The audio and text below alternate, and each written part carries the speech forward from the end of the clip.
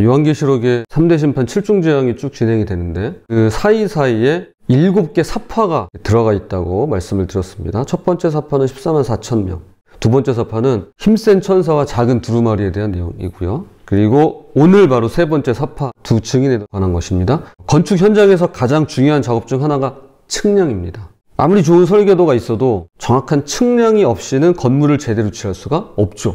측량사는 한치의 오차도 없이 땅의 경계를 정하고 건물이 들어설 자리를 정확히 표시합니다. 그리고 그 측량을 바탕으로 견고한 건물이 세워지는 것이죠. 오늘 본문에도 측량 이야기가 나옵니다. 하나님께서 요한에게 성전과 제단 그리고 그 안에서 경배하는 자들을 측량하라고 명령하시는데요. 특이하죠? 이것은 단순한 건축 측량이 아닙니다. 하나님께서 그분의 교회를 어떻게 보시고 어떤 사명을 주시는지에 대한 깊은 의미가 담겨 있다고 할 수 있을 것입니다. 혼란스러운 이 시대에 교회는 어떤 존재여야 할까요? 하나님께서 이 땅의 교회를 어떻게 보시고 우리에게 어떤 사명을 주셨나? 자, 오늘 함께 말씀을 살펴보도록 하겠습니다. 첫 번째, 하나님이 교회를 측량하십니다. 하나님이 측량하세요. 하나님은 요한에게 다음과 같이 명령하십니다. 1절, 또 내게 지팡이 같은 갈대를 주며 말하기를 일어나서 하나님의 성전과 제단과 그 안에서 경배하는 자들을 측량하되. 건축에서 측량이 의미하는 것이 무엇인지 생각해 볼 때 먼저 측량은 소유권을 확정하는 일입니다. 이 땅은 내 거야. 경계를 정하는 거죠. 또한 측량은 보호를 의미합니다. 정확한 경계가 있어야 남이 침범하지 못하게 지킬 수가 있죠. 그래서 보면은 측량을 해서 울타리를 세우잖아요. 그러니까 소유권 그리고 보호할 수 있는 것입니다. 또한 측량은 정확한 파악을 의미합니다. 크기와 위치를 정밀하게 아는 것이죠. 이게 중요한 거예요. 정밀하게 아는 게 중요한 거예요. 대충 아는 게 아니라. 이렇게 뭐 세우는데 대충 눈대중 이거 대충 맞겠네 하고. 근데 워낙 이제 실력 있는 기술자분들은요 대충 봐도 아시더라고요. 그런 거 있잖아요. 초밥 장인들은요 이렇게 한번 딱 지면 밥알 개수가 거의 맞아요. 한두 개 차이 나요. 이런 게 있어요. 하지만 여기서는 하나님께서 명령하실 때 지팡이 같은 갈대를 주시면서 정확하게 측량을 시킵니다. 정확하게. 자, 하나님께서 성전과 제단 그리고 경배하는 자들을 측량하신다는 것은 이 모든 의미를 담고 있는데요. 첫째, 하나님께서는 그분의 교회를 소유하고 계십니다. 교회는 하나님의 것이에요. 이게 뭐 고사리 교회, 뭐 아무 교회, 이 교회가 다 나뉘어져 있는 게 아니라 이거 다 하나님의 교회입니다. 자, 둘째, 하나님께서는 교회를 보호하고 계십니다. 세상의 어떤 세력도 그분의 교회를 무너뜨릴 수 없습니다. 아무도 교회를 무너뜨릴 수 없습니다. 하나님께서 보호하세요. 셋째, 하나님께서는 그분의 백성들을 정확히 알고 계십니다. 정확히 알고 계세요. 자, 정확히 측량하시잖아요. 정확히 알고 계세요. 속속들이 알고 계세요. 뭐 옆집 숟가락 개수까지 안다고 하는데 하나님은 그거보다 더 잘 아십니다. 어느 정도로요? 머리 털어까지 세십니다. 하나님은 정확히 알고 계세요. 특별히 그 안에서 경배하는 자들을 측량하되 라는 부분이 나옵니다. 하나님께서는 건물 봐보시는 것이 아닙니다. 그 안에 진심으로 경배하는 사람들을 한 분 한 분 다 보시고 아십니다. 마치 목자가 양을 하나하나 세듯이 하나님께서는 진심으로 그분을 예배하는 자들을 정확히 아시고 소유하시고 보호하십니다. 요한복음 10장 3절, 문지기는 그를 위하여 문을 열고 양은 그의 음성을 듣나니 그가 자기 양의 이름을 각각 불러 인도하여 내느니라. 주님은 우리 이름을 아시고 우리 상황을 아시고 우리 마음을 아십니다. 여러분 처지와 형편을 다 알고 계세요. 그런데 2절에서 대조적인 명령이 나옵니다. 자, 2절 보세요. 성전 바깥마당은 측량하지 말고 그냥 두라. 이것은 이방인에게 주었은즉 그들이 거룩한 성을 42달 동안 짓밟으리라. 자, 측량하는 것도 있지만 측량하지 않는 것도 있습니다. 성전 안쪽은 측량하시지만 바깥마당은 측량하지 않으신대요. 이것은 매우 중요한 구분입니다. 구분입니다. 저는 이것을 그리스도인 각자에게 적용시켜서 다음과 같이 읽고 싶은데요. 우리가 다 교회지만 누가 그분의 백성인지, 누가 진짜 예배자인지, 누가 하나님의 소유인지 정확하게 하나님께서 구분하시는 겁니다. 종교인과 그리스도인, 세상을 따르는 자와 성령을 따르는 자, 형식적으로 종교활동하는 사람과 진심으로 하나님을 경배하는 사람을 명확히 구분하신다는 의미로 보는 것입니다. 여러분, 구분은 성경에서 이렇게 표현되어 있어요. 거룩. 구별이 거룩이에요. 거룩이 딴 게 아니라 구별이 거룩이에요. 이것은 복음서에서 우리를 가장 긴장시키는 말씀과 같은 맥락이죠. 마태복음 7장 21절입니다. 나더러 주여 주여 하는 자마다 다 천국에 들어갈 것이 아니요 다만 하늘에 계신 내 아버지의 뜻대로 행하는 자라야 들어가리라. 세상의 것으로 만족하고 세상에 속해서 세상을 따라 살면 그것은 교회가 아닙니다. 교회가 될 수 없죠. 교회란 세상의 것으로 만족하는 대신 성부 하나님으로 만족하고 세상에 속해 있는 대신 성자 예수 그리스도께 속해 있고 세상을 따라 사는 대신에 성령 하나님을 따르는 곳, 그곳이 바로 교회입니다. 그렇게 살아가는 삶, 그걸 가리켜 신앙이라고 하는 것입니다.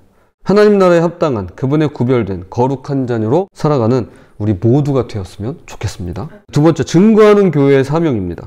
3절부터는 하나님께서 측량하신 교회의 사명이 나타납니다. 3절, 내가 나의 두 증인에게 권세를 주리니 그들이 굵은 베옷을 입고 1260일을 예언하리라. 두 증인은 교회를 상징합니다. 구약율법에 따르면 어떤 사안을 확정하려면 반드시 2명 이상의 증인이 필요합니다. 그래서 제가 전에 말씀드렸죠. 수비학에 대해서 이야기하면서 숫자 2는 증인의 수입니다. 교회는 이 세상에서 하나님의 합법적인 증인으로 서 있는데요. 굵은 베옷을 입고 라는 표현은 회개와 애통을 의미합니다. 교회는 세상의 죄를 보고 슬퍼하며 사람들에게 회개를 촉구하는 사명을 가지고 있습니다. 내가 회개해야 회개를 촉구할 수 있잖아요. 화려함이 아니라 굵은 베옷을 입었다는 것은 교회가 회개하는 자로서 우리는 가장 먼저 회개하는 자입니다. 그리고 세상과 구별된 삶을 살아야 함을 보여줍니다. 여기 또 숫자가 나오죠. 1260일. 숫자 나올 때마다 살짝 긴장이 됩니다. 자, 1260일은 앞서 2절에 나오는 42달과 같습니다. 그리고 이것은 구약의 묵시록인 다니엘서에서 나오는 한때, 두때, 반때와 같습니다. 자, 계산해보면 똑같아요. 자, 1260일, 그 다음에 개월수로는 42달, 그리고 년으로 표현하면 1년 더하기 2년 더하기 반년, 그래서 3년 반. 한때, 두때, 반때, 3년 반과 동일한 기간으로 하나님께서 교회 증언 기간을 정확히 정해두셨다는 의미입니다. 이 기간은 성도가 적그리스도의 세력에 의해서 핍박을 받는 마지막 7년 대환란 중 전반부 기간입니다. 7이라고 하는 숫자가 갖고 있는 의미가 있죠. 7년은 어떤 일이 일어나는 온전하고 충만한 기간을 상징합니다. 근데 그거의 절반이에요. 3년 반. 그래서 3년 반은 그런 온전한 기간의 절반을 가리킵니다. 이게 전반부의 한마디로. 즉 영원히 고난받는 것이 아니라 하나님께서 정하신 기간 동안 증언하는 것입니다. 역으로 말하면 하나님께서 얼마든지 이 땅에 사는 우리에게 복음을 듣고 회개할 기회와 구원 얻을 기회를 주시지만 생각해 보세요. 영원하지는 않다는 거예요. 그래서 회개는 오늘 하는 것이고 지금 이 순간 하는 것입니다. 교회가 이런 고난과 어려움을 통해 어떻게 변화되는지 데이비드 플랫 목사의 레디컬 투게더의 글을 잠시 인용하겠습니다. 아시아 어느 나라의 가정교회 지도자가 쓴 글을 읽었다. 정부가 어떻게 교회를 박해하고 얼마 안 되는 물자까지 남김없이 몰수해 갔는지 상세히 기술하면서도 그 편이 도리어 유익했나라고 했다. 그 지도자의 말입니다. 우리는 금방 깨달았습니다. 겉으로 보기에는 기둥뿌리가 뽑혀나가는 타격을 입었지만 그로 인해 약해지기는커녕 도리어 강해졌습니다. 하나님을 신뢰하는 마음이 더 투명하고 깨끗해졌기 때문입니다. 하나님의 것들을 사랑할 기회를 잃는 덕에 하나님 그분을 사랑하는 법을 배웠습니다. 다시 한번요. 하나님의 것들을 사랑할 기회를 잃는 덕에 하나님 그분을 사랑하는 법을 배웠습니다. 실행할 프로그램이나 행사가 없었기에 그저 예수님의 얼굴을 구할 수밖에 없었습니다. 데이비드 플랫 목사가 이어서 말합니다. 세상에 필요한 건 예배당 하나가 더 세워지는 게 아니라고 믿는다. 신약 성경에 기록된 초기 교회의 모습을 보면 당시 성도들이 갈망한 건 예수님뿐이었다. 그들은 하나님의 은혜 가운데 성장하며 신앙을 공유하는 다른 이들과 더불어 예배하기를 간절히 소망했다. 마침내 본질이 아닌 것들을 청산하고 빈손이 되면 예수님은 어김없이 더 나은 길, 바로 그분의 길을 보여주실 것이다. 이것이 바로 굵은 베옷을 입고 증언하는 교회의 모습입니다. 외적인 것을 잃었을 때 오히려 하나님 자신에게 더 집중하게 되고 본질적인 것에 매달리게 되는 것이죠. 그런 맥락에서 보면 오늘날 현대사회의 교회는 가진 게 너무 많아요. 사실 저희 교회 미자리 교회라고 하고 가진 게 없다고 하지만 그럼에도 불구하고 가진 게 있습니다. 가진 게 많습니다. 저는 없다고 생각하지 않아요. 만약에 하나님을 사랑하지 못하고 하나님의 것들을 사랑한다면 이것이 바로 가진 게 많다는 증거예요. 세상의 핍박이 교회를 약하게 만들지 않습니다.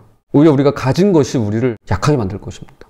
세상의 핍박이 오히려 더욱 교회를 순수하게 만들어낼 수 있는 것입니다.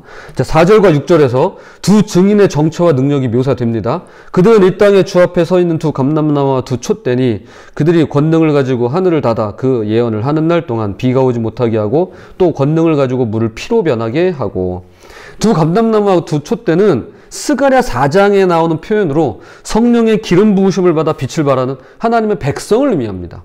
하늘을 닫아 비가 오지 못하게 하는 것은 엘리야의 능력이고 물을 피로 변하게 하는 것은 모세의 능력입니다. 교회는 구약의 선지자들처럼 하나님의 능력으로 무장하여 세상에 복음을 증거하는데요. 여기서 반드시 잊지 말아야 할 것은 교회의 능력이 자기 자신에게서 나오는 것이 아니라는 점입니다.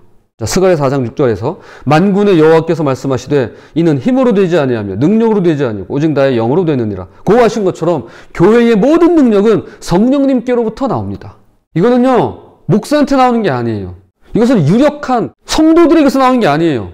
이것은 오직 그분의 영으로 나옵니다. 그분에게 나옵니다. 15절에서 교회 사명의 궁극적인 목표가 제시됩니다. 계시록 11장 15절입니다. 일곱째 천사가 나팔을 불매 하늘에 큰 음성들이 나서 이르되 세상 나라가 우리 주와 그 그리스도의 나라가 되어 그가 세세토록 왕노릇 하시리로다. 교회가 고난을 당하며 증거하는 이유가 바로 이것입니다. 세상 나라가 하나님의 나라가 되도록 하기 위함입니다.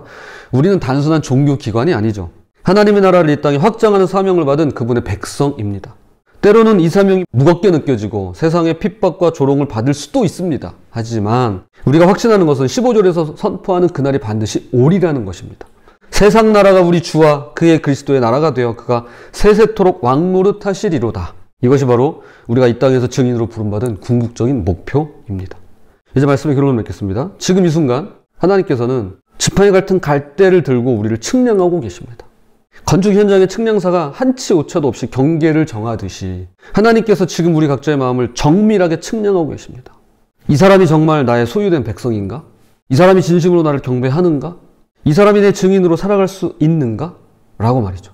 측량의 결과는 두 가지뿐입니다. 측량받은 자와 측량받지 못하는 자.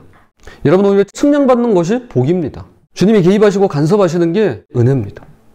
하나님의 소유가 된 자와 세상의 소유가 된 자, 그리고 그분의 보호받는 자와 그분의 보호를 거부하는 자로 나뉩니다. 우리는 하나님의 측량 앞에 어떻게 서 있을까요? 굵은 베옷을 입을 각오가 되어 있으실까요? 세상의 화려함 대신 회개와 애통의 마음으로 살아갈 준비가 되어 있으신가요? 1260일이든 평생이든 하나님께서 정하신 그 시간 동안 끝까지 증인으로 살아갈 결단이 되어 있을까요? 측량받은 교회만이 증거할 수 있습니다. 측량받은 성도만이 세상을 변화시킬 수 있습니다. 하지만 우리가 꼭 기억해야 합니다. 꼭 기억했으면 좋겠습니다. 이건요, 내 능력 가지고 내가 하는 게 아닙니다. 자꾸 우리는 나한테 탓을 돌려요. 아닙니다. 그렇지 않습니다. 성령님께서 우리 안에서 도우십니다. 힘을 주시고 마음을 주시고 우리를 이끌어 가십니다. 세상이 아니라 성령님을 따르기만 하면 되는 겁니다. 물론 이게 가장 힘들긴 하죠. 그러니 이 시간 하나님의 갈대지팡이 앞에 당당히 서시기 바랍니다. 하나님께 측량받는 게 복입니다. 하나님께서 측량해 주시는 게 은혜입니다. 두려워하지 말고 그분의 측량을 기쁘게 받으시기를 바랍니다.